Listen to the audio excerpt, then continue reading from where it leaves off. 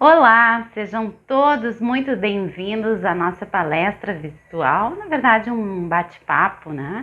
Para que a gente possa continuar os estudos do Evangelho, cada um na sua casa, ainda neste formato digital, enquanto a nossa casa não retorna os trabalhos presenciais. Eu me chamo Rita, faço parte do grupo de palestrantes, então, da nossa querida casa, o CELE São Francisco de Assis, que fica ali no Partenon, Porto Alegre. E hoje nós vamos estudar um pouquinho, conversar um pouquinho sobre o capítulo 8.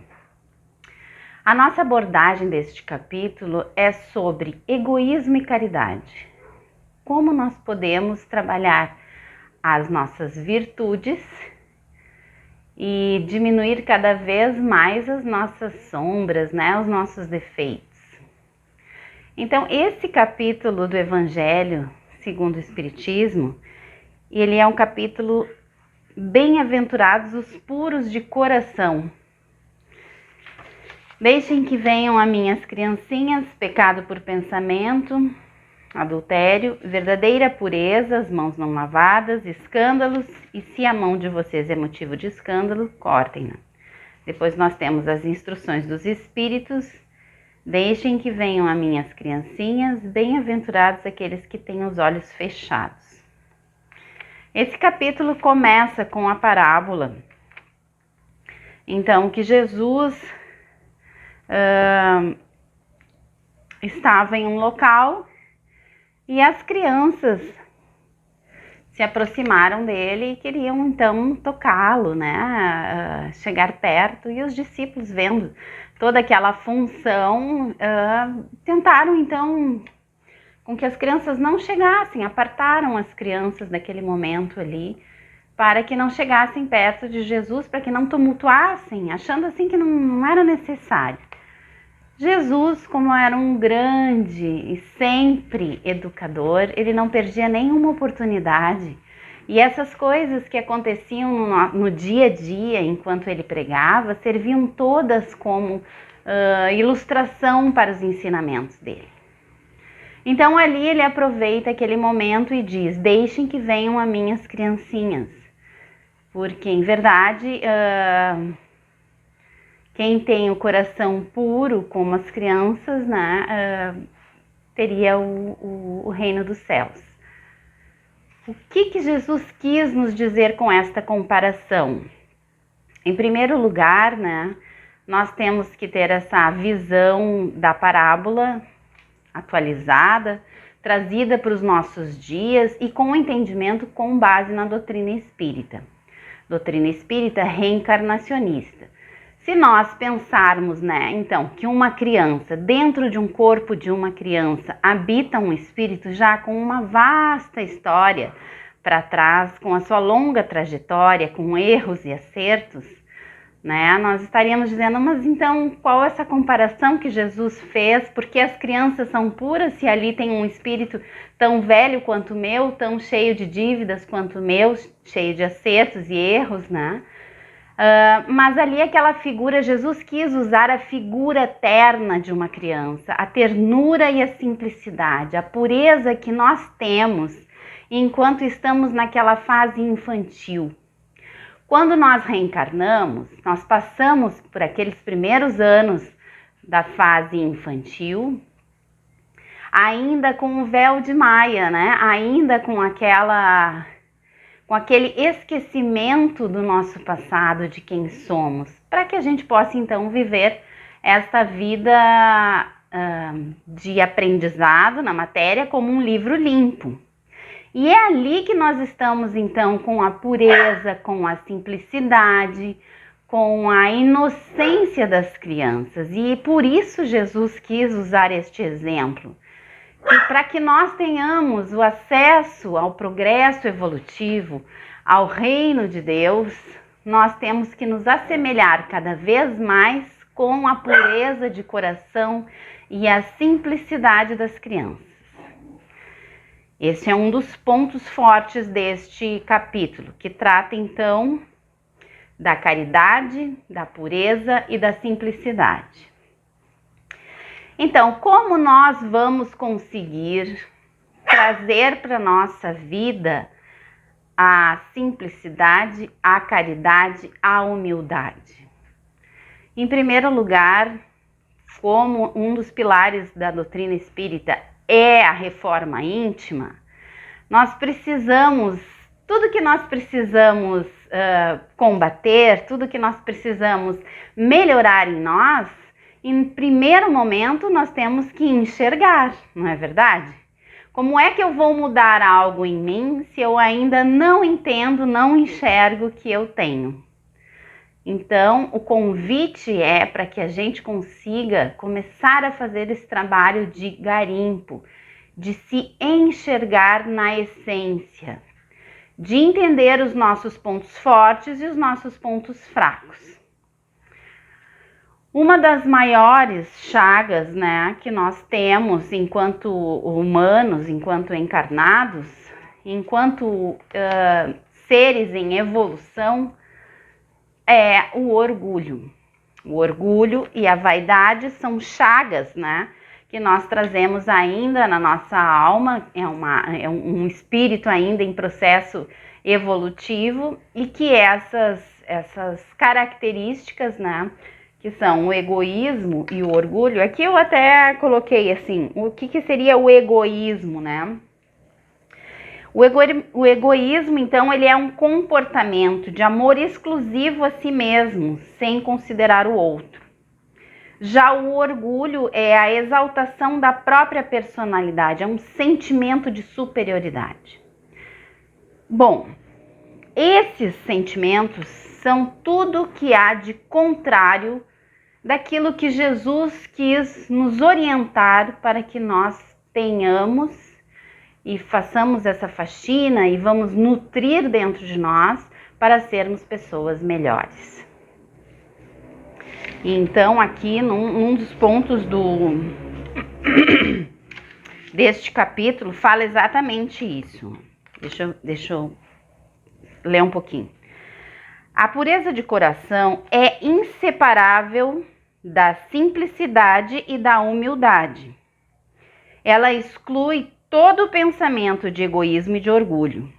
É por isso que Jesus usa a infância como símbolo dessa pureza, como usou antes como símbolo da humildade. Então vejam, a pureza de coração, que é o que Jesus nos recomenda para nós termos, então, acesso a um mundo melhor, a progredir, a seguir os passos do que ele ensinou. Esta pureza de coração, ela é inseparável da simplicidade e da humildade. Características essas que são totalmente opostas ao orgulho e ao egoísmo.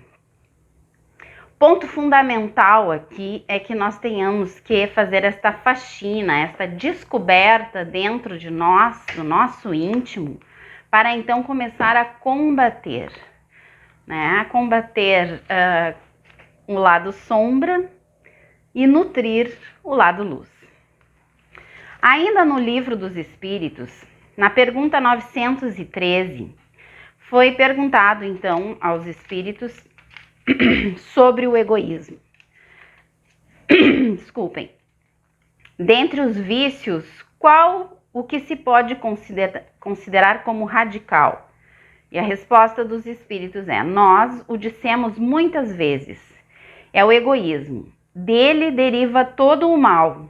Estudai todos os vícios e vereis que no fundo de todos está o egoísmo. Inutilmente os combatereis e não conseguireis extirpá-los enquanto não houverdes atacado o mal em sua raiz. Não houverdes destruído a casa. Que todos os vossos esforços, portanto, tendam para esse objetivo, porque aí está a verdadeira chaga da sociedade. Todo aquele que quer se aproximar desde esta vida da perfeição moral deve extirpar do seu coração todo sentimento de egoísmo, porque o egoísmo é incompatível com a justiça, o amor e a caridade. Ele neutraliza todas as outras qualidades. Então aqui não resta dúvida do que nós temos que combater para conseguir, então, nos aproximar de uma perfeição moral, que é o que nós precisamos fazer para nos tornarmos pessoas melhores a cada dia. Primeiro, temos que identificar dentro de nós a raiz do egoísmo. Porque muitas vezes as nossas falhas, elas estão mascaradas, elas estão disfarçadas sobre uma questão que nós temos ainda de um ego que nos protege.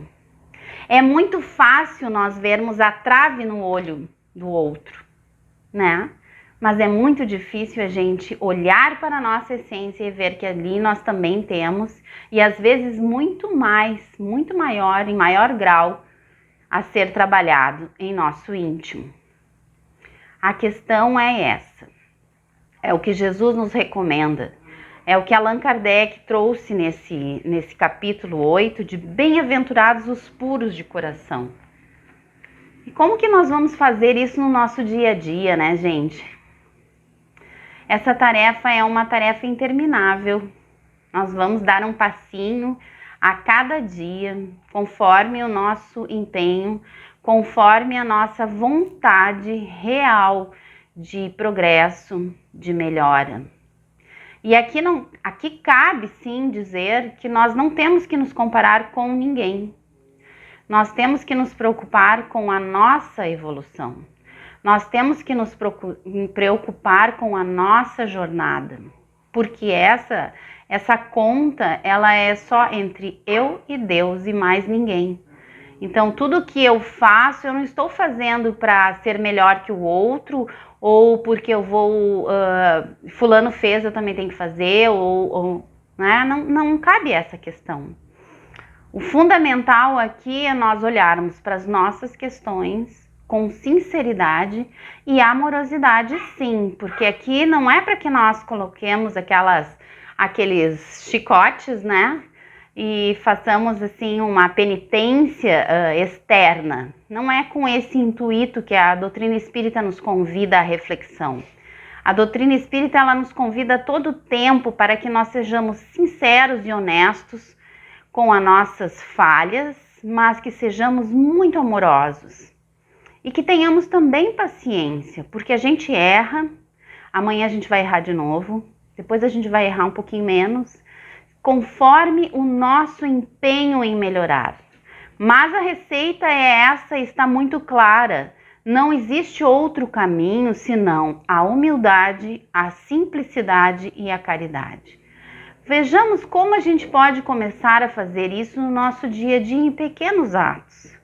A colega usou numa palestra anterior um exemplo muito simples. A todo momento nós temos direito e somos convidados a fazer escolhas. Ela usou o exemplo de que quando a gente chega num estacionamento de um supermercado, querida Sol, minha querida colega, que nós chegamos num estacionamento de supermercado ou saímos dali, deixamos o carro ali, e quando a gente volta, a nossa porta está espremida porque a outra pessoa estacionou muito perto. Nós podemos a todo momento fazer a opção do que nós vamos fazer com aquela informação. A gente pode se revoltar, a gente pode naquele momento baixar lá no pé a nossa frequência, né? Espraguejar, esbrafejar, falar coisas impróprias, né? Ficar com raiva, ou a gente pode simplesmente dar um desconto para aquela pessoa, como a gente gostaria que fizesse com a gente, né? Poxa, talvez a pessoa nem tenha percebido, né? Quem sabe dirige há pouco tempo, quem sabe estava apressado, quem sabe realmente não percebeu, e aí eu dou a volta no carro e entro pela porta do passageiro. Vai me fazer uma pessoa inferior por isso? Não, mas eu estou trabalhando a humildade, a simplicidade e a caridade dentro de mim, sim. Porque toda vez que eu penso com amorosidade, toda vez que eu desconto o suposto erro, né? Porque nós estamos todo momento julgando o outro, né? Toda vez que eu tento fazer esse exercício no meu dia a dia, eu vou criando isso um hábito. Eu vou gerando dentro de mim essa vontade de cada dia ser um pouco melhor.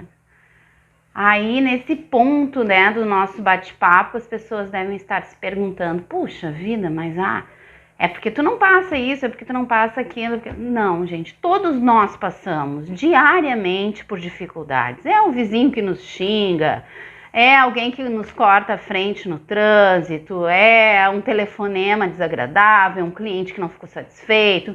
N situações, um filho, algo que não saiu não saiu certo ou não saiu de acordo com a gente queria, e nós temos a todo momento a oportunidade de pensarmos em Jesus. Pensarmos em que ele veio fazer aqui, nos ensinar. Qual o objetivo que ele veio e trouxe tantos ensinamentos? Não foi isso que ele pediu? Que nós cultivássemos a essência infantil e inocente dentro do nosso coração, a cada dia, a cada ato. Esse é o convite do capítulo 8 do Evangelho, bem-aventurados os puros de coração. Esse capítulo se estende, gente, tem outras instruções aqui. Tem o pecado por pensamento, se a gente é pecador só porque a gente pensa, né? E vale muito a pena a gente dar uma lida. O pecado por pensamento, ele é muito instrutivo porque ele nos ensina também qual a qualidade dos nossos pensamentos. Eu pensei, mas eu não agi, então eu não pequei. Né? Primeiro que pecado é uma palavra assim ainda muito... que nos remete a uma coisa muito castradora, né? Não vamos pensar nesse sentido. Mas assim, eu infringi uma lei divina porque eu pensei mal. Tudo que a gente pensa, a gente está materializando. Nós temos uma força incrível dentro do nosso pensamento. Por isso, nós temos que ter responsabilidade com os nossos pensamentos.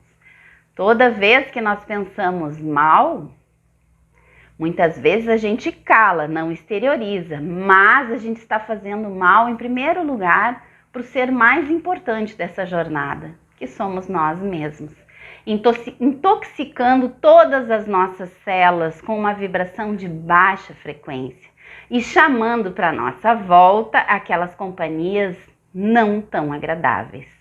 Porque não nos esqueçamos, né? Tudo que a gente pensa, a gente vibra. E o nosso crachá, a nossa identidade no mundo espiritual é energia. O que é que eu estou pensando?